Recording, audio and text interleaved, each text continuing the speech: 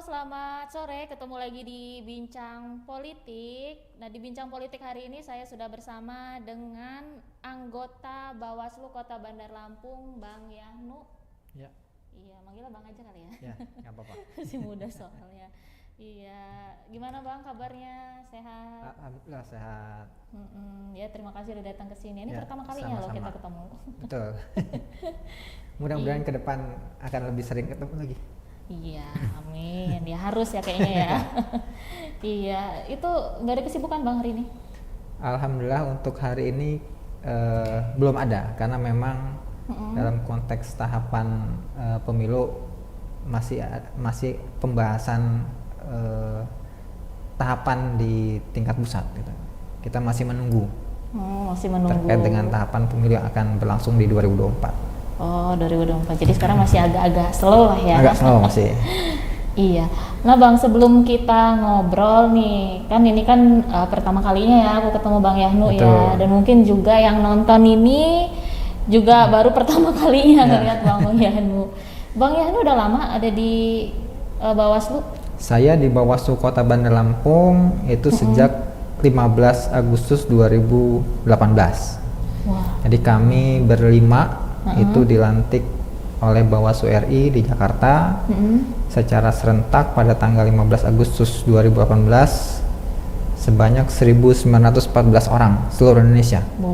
Jadi kabupaten kotanya serentak semua. Dan di Bawaslu Kota Bandar Lampung anggotanya 5. Gitu. Kebetulan memang sejak awal saya juga mengampu divisi penanganan pelanggaran. Seperti itu. Dari 2018 itu memang di Bandar Lampung ya? Ya, memang di Bandar Lampung. Belum kemana-mana ya? Belum. Ya sepertinya nggak tahu nanti ke depannya tiba-tiba kemana-mana ya. Ya. Iya. Nah Bang, tadi kan Bang Yahnu kan sempet ngomongin soal pemilu di 2024. Nah yang hari ini yang bakal kita bahas itu ya seputar Pemilu 2024, gimana sih perannya Bawaslu di Pemilu 2024 nanti ini? Gitu. Itu ya memang sih sekarang masih 2022 ya, tapi 2 tahun ini kayaknya nggak kerasa ya. Betul. Tuh cepet aja nanti ya. Iya. Nah Bang, jelang Pemilu serentak 2024 ini Bang, apa saja sih peran Bawaslu dalam menghadapi sosialisasi parpol, kampanye presiden dan para kepala daerah ini Bang? Ya, jadi memang nanti kita nggak akan terasa ini 2024 hari ini masih santai. 2 tahun lagi kira-kira seperti itu. Tetapi memang di Undang-Undang Nomor 7 Tahun 2017 tentang pemilihan umum, tahapan pemilu itu dimulai 20 bulan sebelum hari pemungutan suara.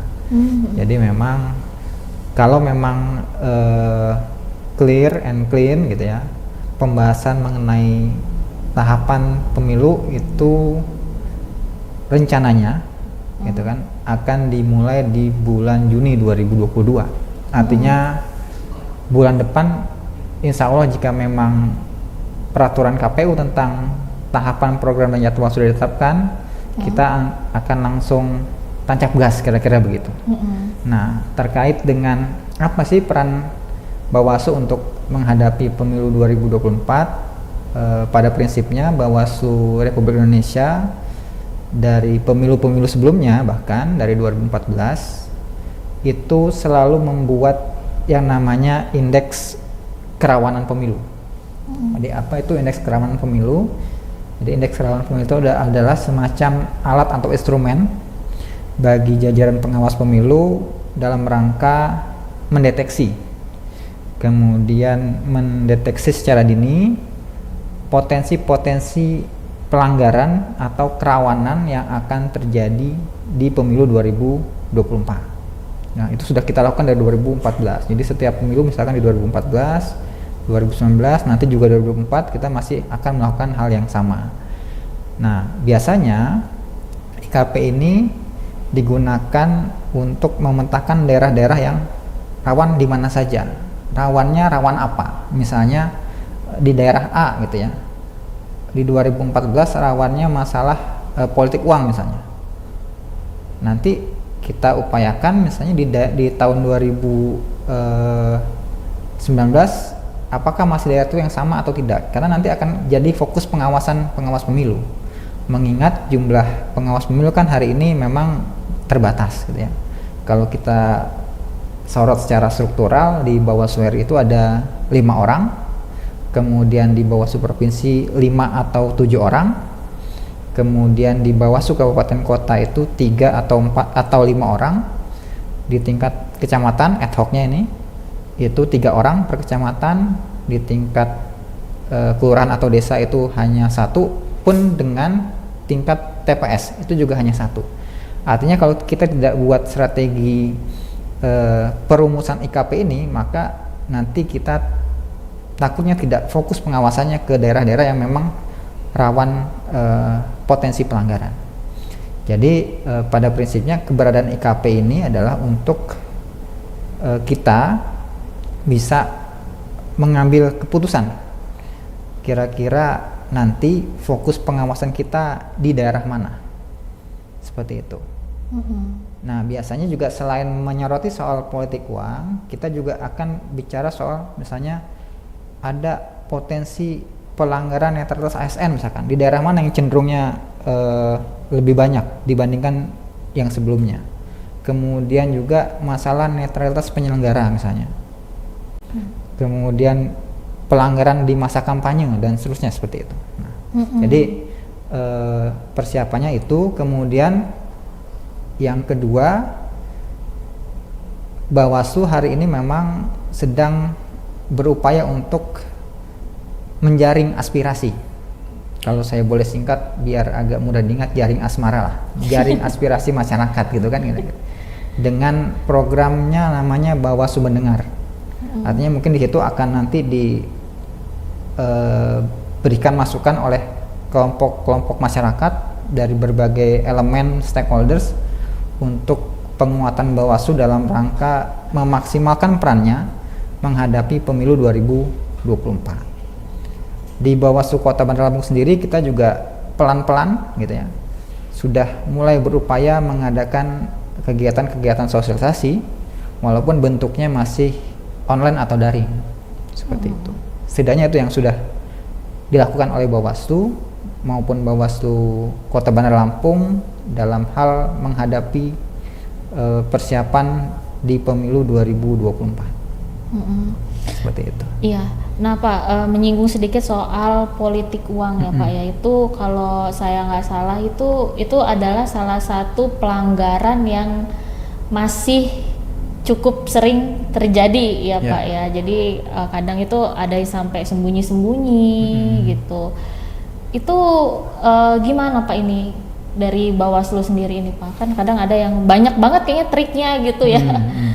Gitu. Itu gimana Pak? Ya, baik, terkait dengan masalah politik uang, ini yang pertama tentu kita berharap gitu ya.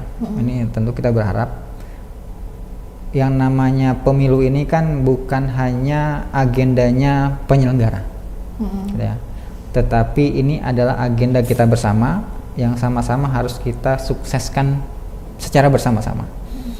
Artinya Bawaslu berharap bersama masyarakat itu turut serta dalam melakukan pengawasan praktik politik uang, gitu kan. Sehingga makanya hari ini ya Bawaslu merumuskan tagline bersama rakyat awasi pemilu, bersama Bawaslu tegakkan keadilan pemilu. Memang semangatnya bersama dengan masyarakat itu sama-sama kita menghadapi yang namanya misalkan tadi yang agak sulit untuk dihilangkan itu atau diberantas itu masalah praktik politik uang. Karena ada beberapa hal yang mungkin tidak bisa diakses oleh jajaran pengawas pemilu secara formal. Namun masyarakat bisa mengetahui hal itu. Nah, harapan kami memang ke depan Bawaslu bersinergi dengan masyarakat dan berbagai stakeholder untuk bisa memberantas atau mengurangi setidaknya praktik-praktik politik uang seperti itu. Gitu. Iya. Nah Pak, mungkin ada masyarakat yang belum tahu ya, politik uang itu hanya uang saja atau bisa dalam bentuk barang gitu, dan barang-barang seperti apakah itu yang kalau memang termasuk politik uang itu barang-barang seperti apa itu yang masuk kategori politik uang? Ya, jadi kalau bicara soal politik uang memang dalam konteks peraturan perundang-undangan, baik undang-undang pemilu maupun undang-undang pilkada, begitupun dengan peraturan KPU, gitu ya. Bicara politik uang itu tidak hanya sebatas uang, jadi tidak hanya uang ansih kira-kira gitu, tetapi juga dia bisa dalam bentuk barang, sepanjang tidak diatur pembagiannya atau tidak dibolehkan pembagiannya di dalam peraturan Komisi Pemilihan Umum tentang kampanye. Ya, biasanya include pengaturan bahan-bahan atau barang apa saja yang boleh dibagikan, itu diatur di peraturan KPU yang mengatur tentang kampanye. Ya. Jadi kalau misalnya yang biasanya diperbolehkan itu ya pakaian, kemudian alat makan atau alat minum, kemudian penutup kepala, dan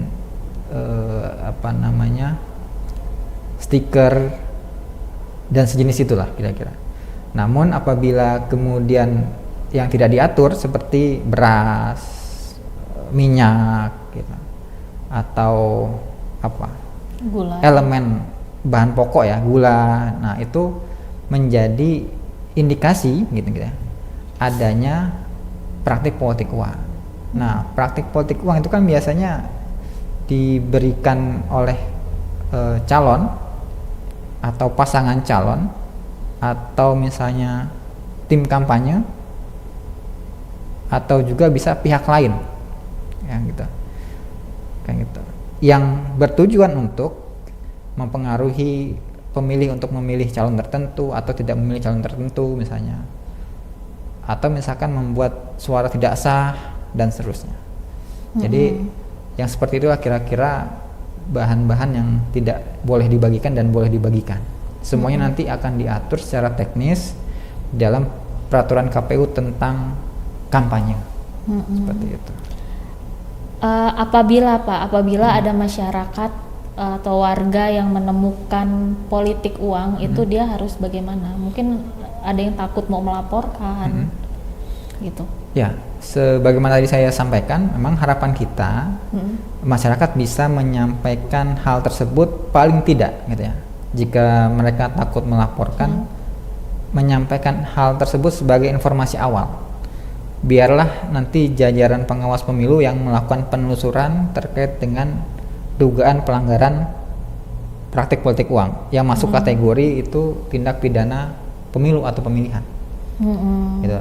Tetapi alangkah lebih baik juga, gitu kan, apabila masyarakat berani melaporkan.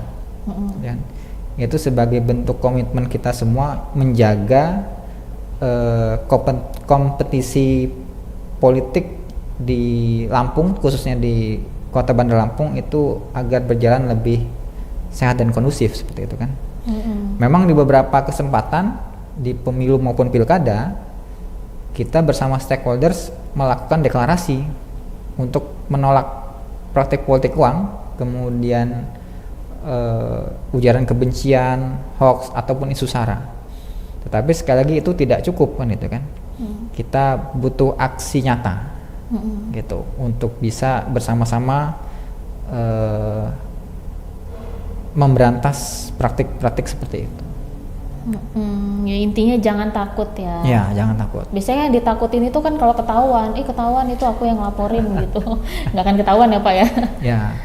Nanti karena itu menjadi informasi yang dikecualikan. Gitu ya. Jadi bagi kami nanti informasi si pelapor itu bisa menjadi informasi yang dikecualikan. Seperti itu. Iya. Nah Pak, kita kembali lagi ke sosialisasi ya Pak ya. Itu untuk sosialisasi ini Pak, ada batasan-batasannya nggak Pak? Itu sosialisasinya itu harus seperti apa gitu yang dianggap wajar gitu Pak? Ya, jadi bicara soal sosialisasi ini kan artinya masih bahasa yang umum gitu ya. Bahasa umum artinya semua orang gitu kan, tidak dibatasi oleh tahapan pemilu atau pilkada itu berhak untuk melakukan sosialisasi dengan berbagai model metodenya gitu ya, atau bentuknya. Silahkan gitu, mau dia tatap muka ya silahkan, mau dia lewat daring ya silahkan, mau dia lewat media sosial juga nggak apa-apa kan, gitu kan.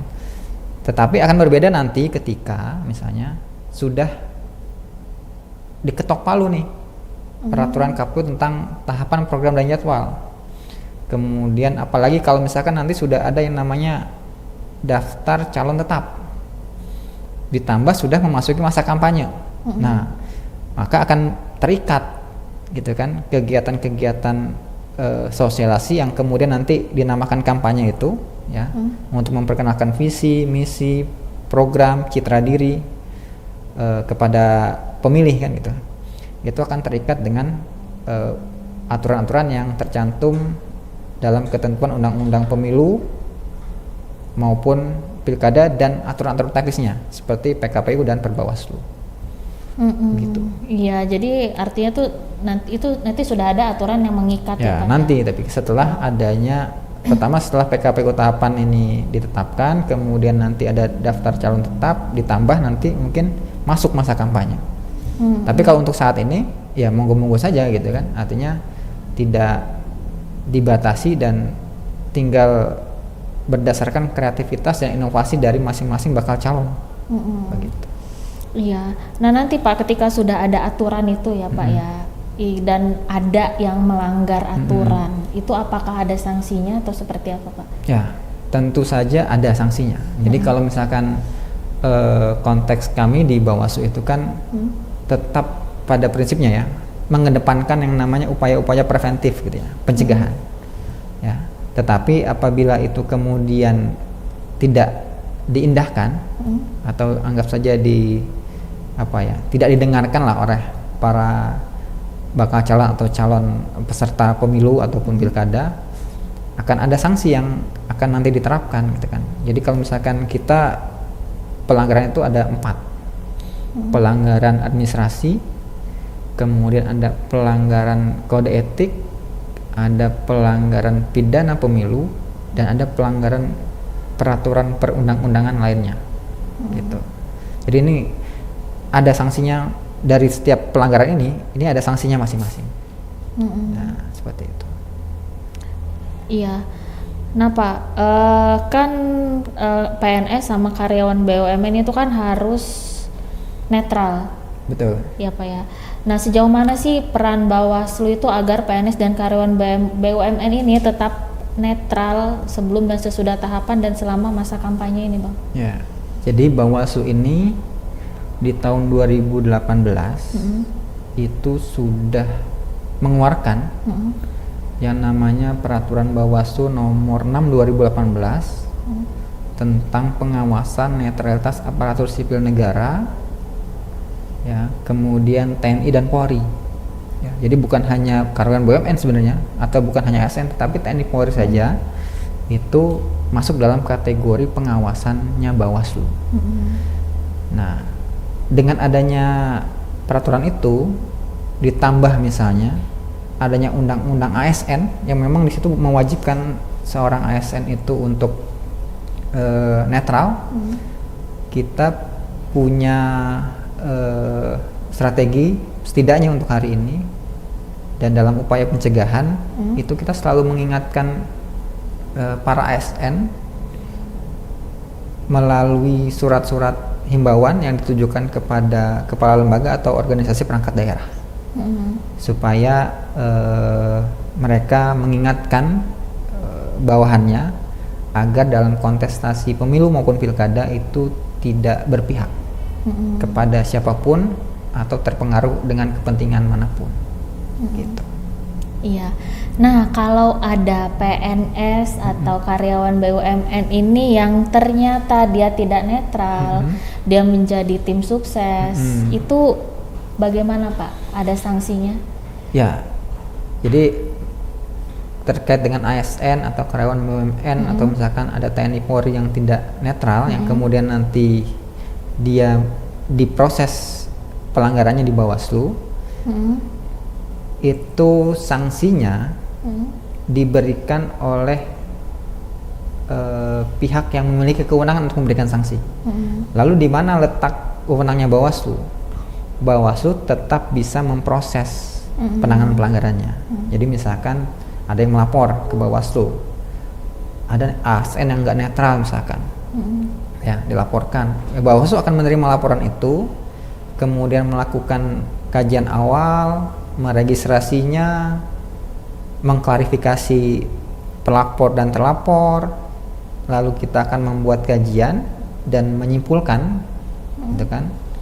Selanjutnya kita akan berikan rekomendasi kepada instansi yang berwenang memberikan sanksi. Misalnya kalau misalkan di ASN, maka kita akan meneruskan kesimpulan kajian kita itu kepada Komisi ASN misalnya. Kalau misalkan dia TNI atau Polri, kepada ya masing-masing lembaga yang berwenang untuk menangani pelanggaran TNI atau Polri. Begitupun dengan masalah karyawan BUMN tadi. Yang umumnya terjadi hari ini adalah masalah netralitas ASN, dan itu kita kirimkan ke Komisi ASN, lalu Komisi ASN itu memberikan rekomendasi kepada pejabat pembina kepegawaian di daerah, dalam hal ini adalah kepala daerah, untuk menjatuhkan sanksi. Nah, jadi rekomendasi sanksinya itu muncul dari Komisi ASN kepada pejabat pembina kepegawaian di daerah. Gitu. Kita hanya sebatas memproses laporan, memberikan penerusan laporannya, seperti itu. Iya, jadi memang ASN ini sama BUMN ini memang harus netral ya, sampai nantinya pemilu nanti ini Pak ya. Nah ya Pak, Pak kan pemilu, berkaca pada pemilu yang sebelumnya itu kan, kalau yang saya dengar itu ada beberapa kendala, itu seperti yang kabarnya itu kekurangan SDM, kemudian di kecamatan itu pengetahuannya kurang, kemudian terjadi beberapa hambatan di kecamatan seperti penghitungan suara yang terlambat gitu dan sebagainya gitu. Nah itu supaya hal-hal tersebut itu tidak terjadi di pemilu nanti, apa nih Pak langkah dari Bawaslu ini Pak? Nah, kalau hari ini kan Bawaslu Republik Indonesia kan baru saja terpilih dan baru dilantik beberapa bulan yang lalu. Saat ini pimpinan kita di Bawaslu RI itu sedang melakukan restrukturisasi kelembagaan. Nah, jadi ada beberapa nomenklatur divisi yang berubah, dan itu saya meyakini untuk melakukan penguatan nantinya ke depan dalam rangka penguatan SDM. Jadi pertama itu, kemudian yang kedua memang di daerah tentu nanti akan melaksanakan instruksi apa yang diberikan oleh anggota Bawaslu RI di tingkat pusat. Pastinya akan ada BIMTEK di setiap tahapan pemilu atau pilkada. Dan kami di tingkat daerah, baik di provinsi maupun di kabupaten kota, biasanya melakukan pendampingan ataupun monitoring terkait dengan kerja-kerja pengawas ad hoc. Karena memang tadi seperti Mbak Dini bilang, banyak keluhan dari peserta pemilu maupun pilkada terkait dengan kinerja jajaran ad hoc. Jadi memang itu menjadi salah satu PR kita, dan saat ini itu masih digodok terkait dengan hubungan tata kerja di Bawaslu sampai ke tingkat bawah seperti itu. Nah, harapannya ke depan tentu penguatan SDM tidak hanya sampai kabupaten kota, tetapi juga sampai kepada tingkat kecamatan, kemudian kelurahan atau desa, atau nama lainnya, sampai pada tingkat TPS yang sangat teknis sekali.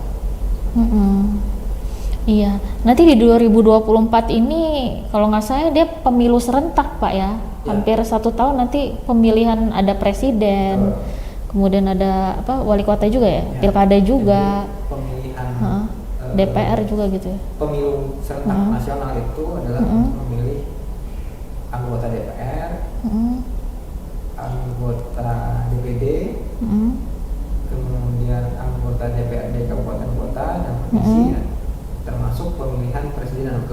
itu dilakukan pada tanggal 14 Februari 2024. Kalau nggak salah itu hari Rabu. Sampai tahu harinya Bapak ya? Kemudian untuk pemilihan kepala daerah serentak ya gubernur, bupati, wali kota di seluruh Indonesia itu dilakukan pada tanggal 27 November 2024. Itu pun juga hari Rabu.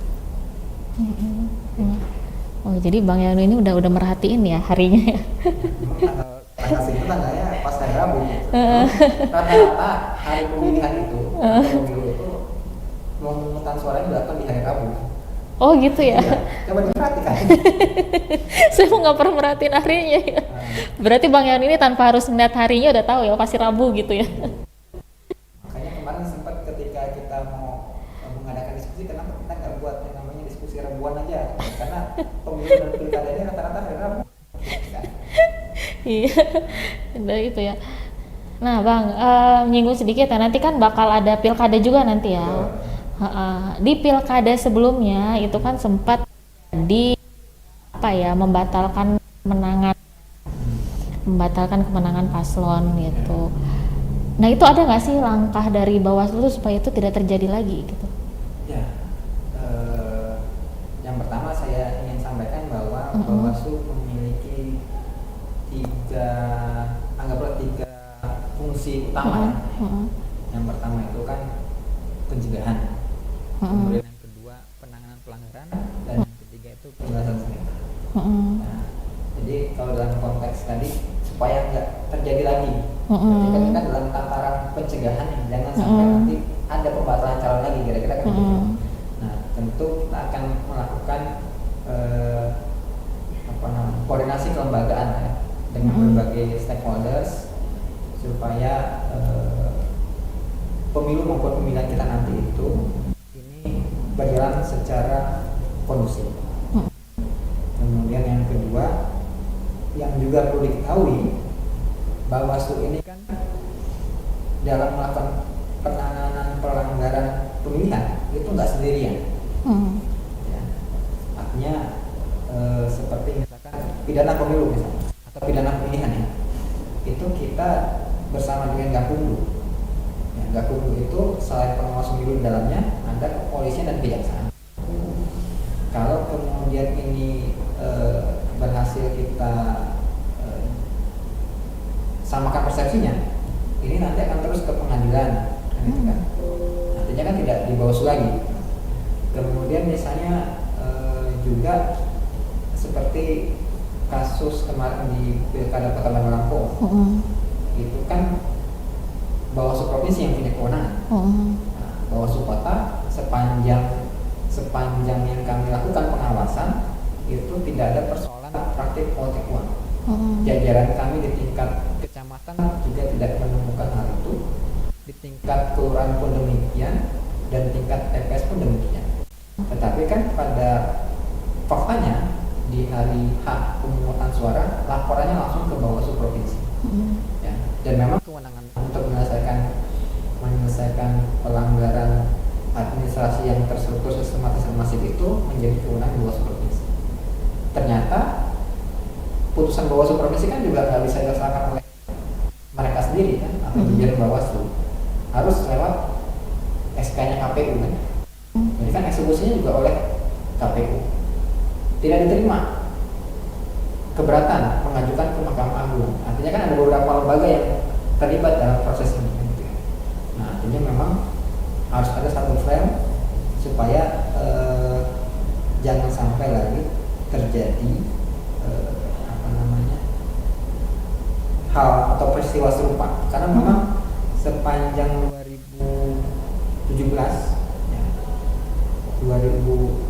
sepanjang adanya peraturan Bawaslu yang mengatur tentang penanganan pelanggaran TSM itu baru kali pertama di Kota Bandar Lampung pada tahun 2020 hasilnya adalah pembatalan calon.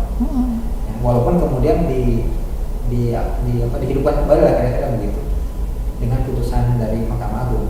Ya, tapi ini menjadi bahan pembelajaran untuk kita semua agar ke depan kita lebih intensif dalam melakukan pengawasan pemilihan.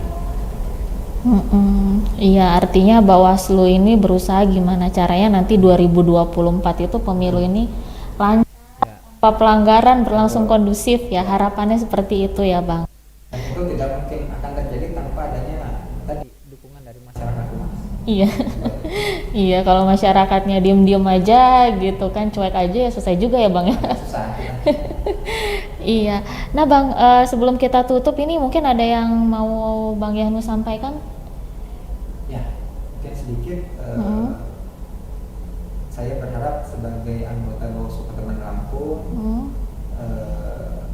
tadi juga sudah saya singgung sebentar atau sedikit ya, Hmm. bahwa pemilu atau pilkada itu adalah sarana kedaulatan rakyat. Hmm. Kami penyelenggara hanya sebagai fasilitator dalam pelaksanaannya. Semuanya nanti akan dikembalikan kepada rakyat. Rakyat yang menentukan suaranya mau dikemanakan, suaranya akan memilih siapa. Karena kan dalam konteks demokrasi itu satu orang itu hanya punya satu suara, sehingga harus dimanfaatkan betul. Pilihannya adalah jatuh kepada, dipastikan ya, jatuh pada pilihan yang tepat. Jadi harga suara tidak memandang tingkat pendidikan, tidak memandang pekerjaan, tidak memandang latar belakang suku ataupun agama, tetapi setiap orang itu punya hak satu suara. Dan pastikan juga suara kita itu atau nama kita itu terdaftar sebagai pemilih. Jangan sampai nanti di 2024 kita tidak terdaftar sebagai pemilih. Sangat disayangkan. Ya. Karena tadi satu suara itu berpengaruh. Gitu. Saya contohkan sedikit saja. Di 2019 ada salah satu kabupaten kota di Provinsi Lampung, calegnya itu kalah hanya masalah beda sedikit suara, gitu ya. Artinya sangat signifikan perbedaan walaupun hanya sedikit. Kalau satu suara berarti dia bisa saja kehilangan satu kursi di legislatif, gitu ya. Artinya memang pastikanlah kita nanti, nama kita nanti terdaftar di daftar pemilih tetap dalam pemilu maupun pemilihan tahun 2020. Ya, tapi kan kadang ada yang memilih golput, Bang ya. Ya. Salah satu alasannya, calonnya nggak ada yang kenal gitu. Betul. Makanya kan ada masa kampanye. Jadi, dengan adanya masa perkenalan itu silahkan untuk bisa mengidentifikasi calon-calon mana yang kira-kira visi misinya itu sesuai dengan logika dan rasionalisasi kita. Maka memang harapannya juga saya harapkan memilihnya itu tidak hanya sebatas gitu ya, karena kedekatan emosional, tetapi karena memang ada visi misi yang rasional dan berorientasi masa depan yang memang diusung oleh calon yang akan dipilih. Iya, pokoknya jangan golput ya, Bang ya. Iya, ya baik Bang Yahnu, terima kasih banyak ya Bang ya atas waktunya, detail sekali penjelasannya. Iya, jangan bosan main ke Tribun ya Bang ya. Terima kasih. Ya Tribuners, itu tadi obrolan kita bareng dengan Bang Yahnu. Sampai jumpa lagi di Bincang Politik berikutnya. Selamat sore. Abis ini langsung pulang atau balik ke kantor? Mana bikin lagi?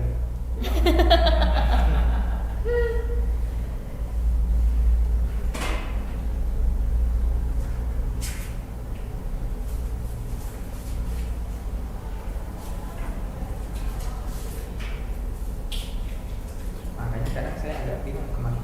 Ini udah mati kan? Nah, jadi keterangan kita sebagai pihak terkait. Ini obrolan kita aja tadi. Sebagai pihak terkait di bawah provinsi itu kan berarti dikesampingkan. Sementara